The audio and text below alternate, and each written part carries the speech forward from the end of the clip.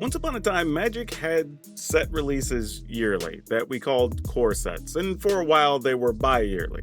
And whether we were talking about 4th edition or 5th edition, as they were just commonly called, we eventually moved on to having Magic Core Set 2010, or M10 as we called it. And we continued doing that all the way until M21. And then there was nothing, and we didn't really know if there were going to be core sets. But then in September 2021, we got a bit of a surprise in Foundations. This was a 292 card base set that was going to be around in Standard for the next 5 years. This is something we hadn't ever seen or done before. Really, we'd never really had sets last more than 2 years until the recent Standard rotation change that made it 3 years. But then shortly after that, we got the news that Foundation was going to be our first 5-year long set. Well, did it meet the goal? We're now about 2.5 years into this test run, I guess we'll call it. And honestly, there's a lot to really talk about. What it did good, what it did bad, and is this going to be the way we make core sets going forward? I think at its, core, the set needed to be easy for both new players to absorb, but also for players who may have lapsed and not been around for a while. So we needed recognizable cards, but also cards that were very easy to understand. And you can see that all throughout the design in this set. Honestly, we have cards like Bioshino Pyromancer, where it's just really one ability, simple couple lines of text. And that's all you really needed for this set to be successful. And I think it managed to do that while still giving us some very playable cards that we'll talk about here in a second, how much they've affected the standard format. But when you're comparing it to other existing cards or newer cards in regular Magic sets, we have stuff like Absorbing Man that has a whole text box full of text. Like, that's not something that belongs in a set like Foundations, which they did a good job of keeping that type of stuff away. So, thumbs up to that. Another thing I think they did really well with the set is they pulled cards from throughout all of Magic and made sure that we had cards available for different creature types and archetypes, right? We have stuff like Llanowar Elf that if you've ever played Magic, you've probably seen a Llanowar Elf, unless maybe you were in that little 3-year window where we didn't have one in Standard, but generally Llanowar Elves have been around for a very long time. There's also stuff like Death Baron if you wanted stuff for your zombie decks, right? You could pump those up and give them extra abilities. Or even Aurelia, the War Leader, if you're wanting to build around angels and try to do something big, right? Having these cards always available is going to be an easy draw for players to say, hey, I recognize that card. Or, hey, I want to build around this theme. These cards are still available in Standard. They also found a really good way to do this with some high value reprints. I mean, we've seen Doubling Season be reprinted, 12 times, but it's always sought after, right? Getting double counters and double tokens. And this is a good chase card to have in the set that everybody can understand and appreciate. It's probably one of the few cards that has a ton of text on it, but it's kind of straightforward in what it does. We also have Twin Flame Tyrant, right? If you want a big dragon that doubles all your power, again, a very fun, interesting, flavorful, easy to understand card that makes a lot of sense. But even Planeswalkers found their way into the set, and we kind of went with the simpler to understand ones, kind of like Liliana Dreadhorde General, right? You can remove things, you can make tokens, you can draw cards, and if you ultimate it, well, your opponent's just going to hate you. But as I mentioned earlier, a lot of these cards have become standards, kind of glue pieces to hold all these different decks together. And now, obviously, we talked about Llanowar Elf, and we knew that card was going to be good, but there's cards like Mossborn Hydra. If you ever played against the mono-green landfall decks, this is one of the cards you never want to see. It's powerful, but very simple and straightforward for players to understand if you're building that type of deck. But maybe you're a control player, having something available like Day of Judgment.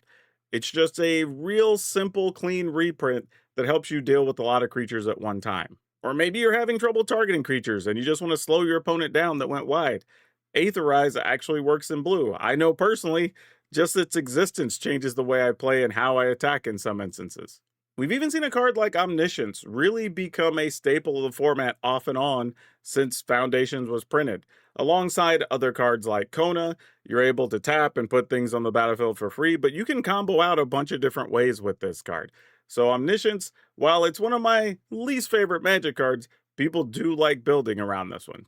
But there's still other simple cards like Burst Lightning that are one of these staple removal spells in the format now if you're playing red, or even playing Vengeful Blood Witch, building around the Raise the Past decks and filling up your graveyard and sacking all your stuff, right? Even that card has had a moment. So we're not just talking about all the rares and mythics here.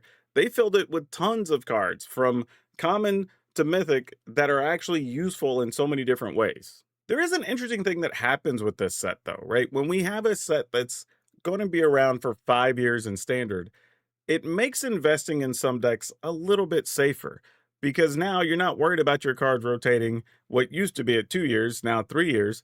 These cards are going to be around for 5 years. We're going to see this set still be standard legal until 2029. That means if you even built a deck using some of these cards a year ago, you're still going to be able to play with these same cards for another 2 years from today. This means, let's say you want to build the mono white life gain deck, right?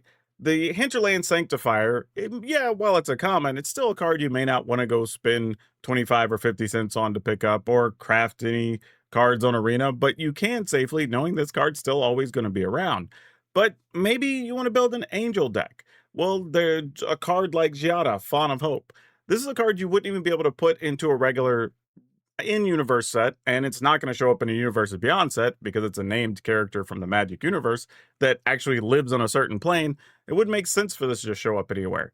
But having it available in Foundations means you'll always have one of the key cards for an Angel deck available. Or Finn the Fangbearer, caring about Death Touch, right? We've seen a lot of new Death Touch creatures come around, and there's going to be Death Touch in nearly every Magic set.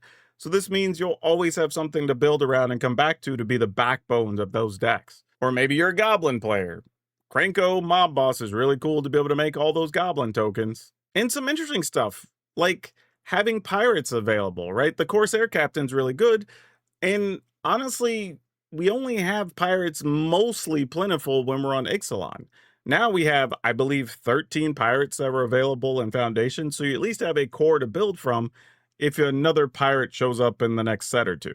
But even beyond that, the set has a lot of what we can call interesting brewer build around cards that are still largely unexplored in standard. When we're talking about cards like Rite of the Dragon Caller, where every time you play a spell, you get a big 5/5 dragon, or Felidar Retreat, right? A whole different way you can play landfall stuff. You can make tokens, or you can put +1/+1 counters. And honestly, it kind of works well with doubling season. Muldrotha, the Gravetide. Maybe you want to do some really fun, crazy, big things out of your graveyard. Or Extravagant Replication, right? Who doesn't want to just copy all their stuff on their board and go super wide with something crazy and exciting? Or if you really want to go nuts, play Thousand Year Storm, stack up a whole bunch of spells, and then, like, I don't know, Burst Lightning 22 times. And while I think all the design was very good and gave us a lot to play in standard, I think one of the problems with the set is that it's around for 5 years. With everything else being printed right now for Magic, it's going to be really hard to keep this available and actively in print. Like, any player who starts today might want to pick up some Foundation stuff. We saw that the Foundations Commander deck sold out extremely quickly, and that's been one thing that LGSs have really been wanting more of just like, hey, if this is going to be around for 5 years, how do we get more of it to keep it on the shelf? And don't be wrong, it's been printed and it showed back up on shelves, but we kind of need it to be there all the time, right? If it's going to be the backbone of standard and be this cards that everybody wants for a 5-year window. And that also makes us question, what does the next year look like? We don't really know, right? What are we going to do in 2029, 2030? Are we going to do it again? Is this the end of the experiment? Only Wizards of the Coast knows. But I think so far, this has worked out really well. We'll just have to see what the next one brings. So that's all I have for you for now. We'll see you next time.